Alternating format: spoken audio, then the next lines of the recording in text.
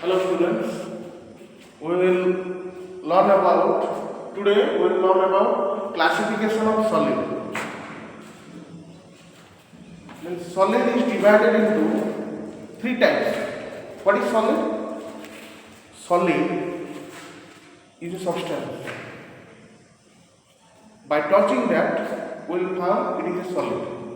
In liquid, we also feel it is a liquid. We also feel it is a solid. We also feel it is a gas. So three types of solid, liquid and gas are available. Firstly, solid. Solids are divided into three types.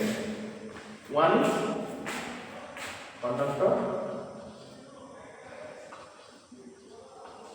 Second one is semiconductor. And third one is insulator.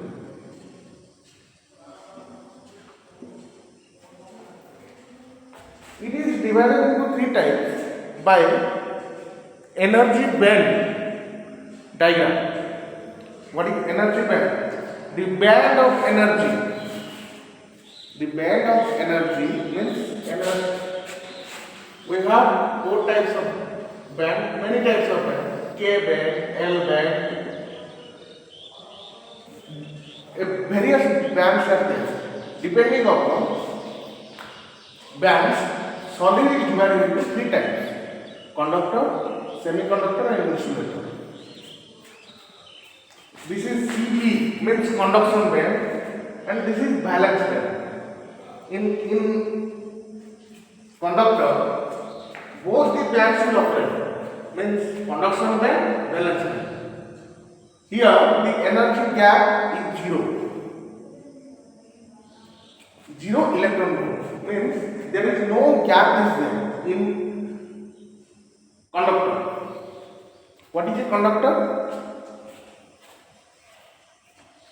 In a conductor, we will say that conductor is a substance in which the electricity can easily pass. Means the flow of electron is heavy. So in conductor, the flow of electron is heavily passed. If electron is heavily passed, then the flow of current is easy. So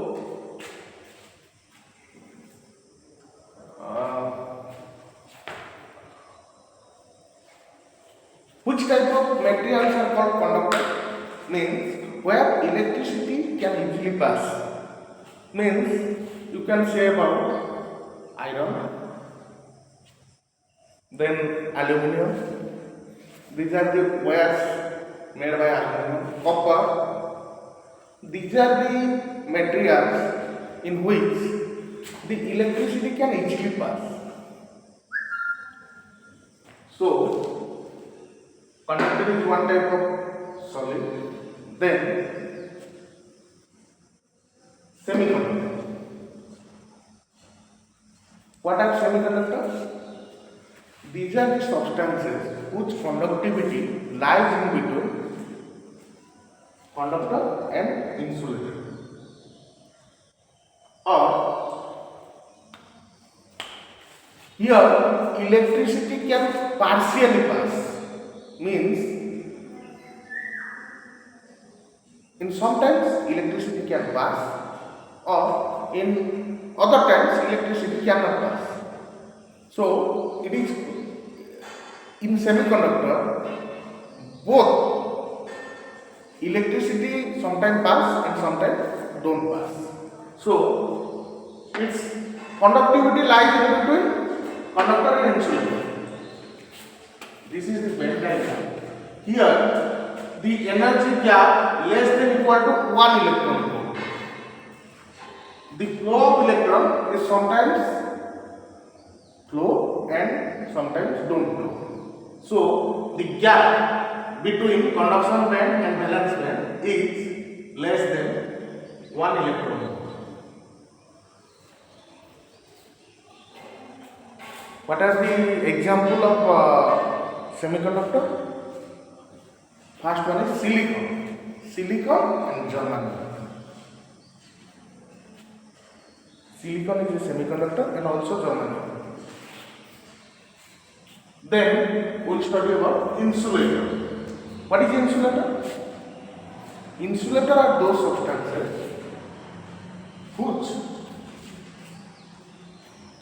in which the electricity does not pass. Means here the flow of electron is zero and the energy gap is greater than 5 electron volt. If gap is more, then the passing of electricity is less. In insulator, the energy gap greater than 5 electron volt. You will say about wood. In wood, no electricity is passed. Another example is rubber. You saw many times that the electricians or the linemen which are doing their duty, they are wearing rubbers in their hands and doing their job, because rubber is an insulator by which electricity cannot pass through the insulator. Depending upon these three types of solid, main part is semiconductor. Example of conductor, I told about the conductor है aluminium,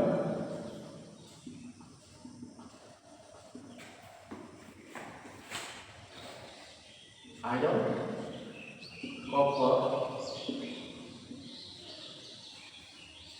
and in semiconductor, silicon, germanium, and insulator, wood, rubber, plastic.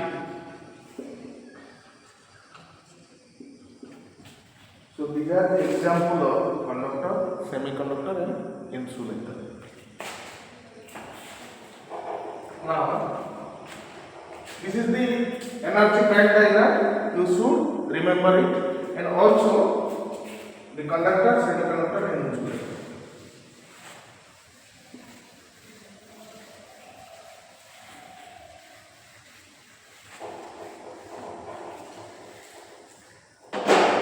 Next,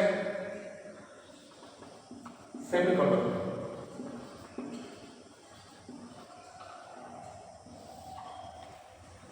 We know impurity is there. In anything, impurity is there. So, impurity are of two types. Impurity, two types. Trivalent. Another one is pentavalent.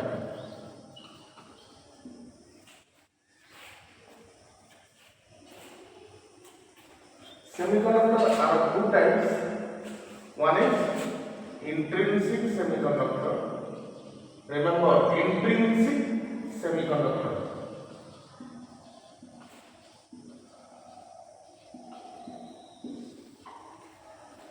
What is intrinsic semiconductor? Intrinsic means the semiconductor which is in pure form, no any impurities added. It is called intrinsic semiconductor. Means if a semiconductor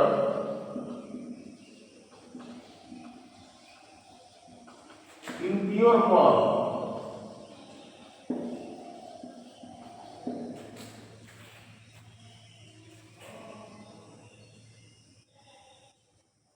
if a semiconductor is in pure form, it is called intrinsic semiconductor. Another one is there, extrinsic semiconductor. These two types of semiconductor are there.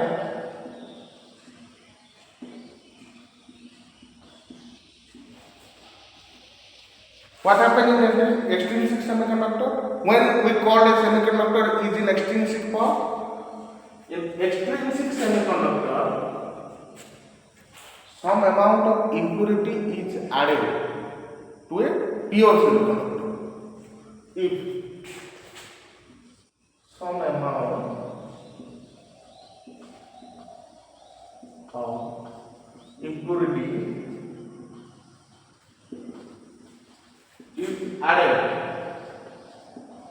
to a pure semiconductor,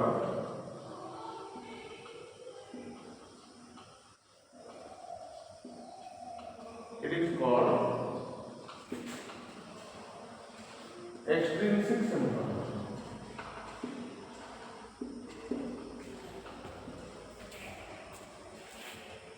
Remember these two types of semiconductor, intrinsic and extrinsic. If some amount of impurity is added to a pure semiconductor, it is called extrinsic semiconductor. The impurity added are trivalent and pentavalent impurity. And another one is there. The process by which some amount of impurity is added to a pure semiconductor, it is called doping. Doping.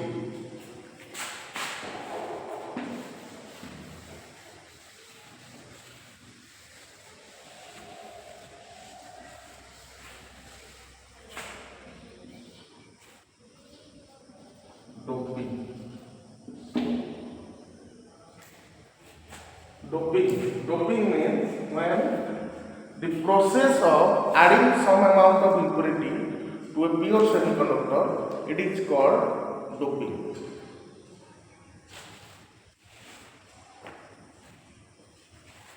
When a trivalent impurity is added, then it is called N type of semiconductor.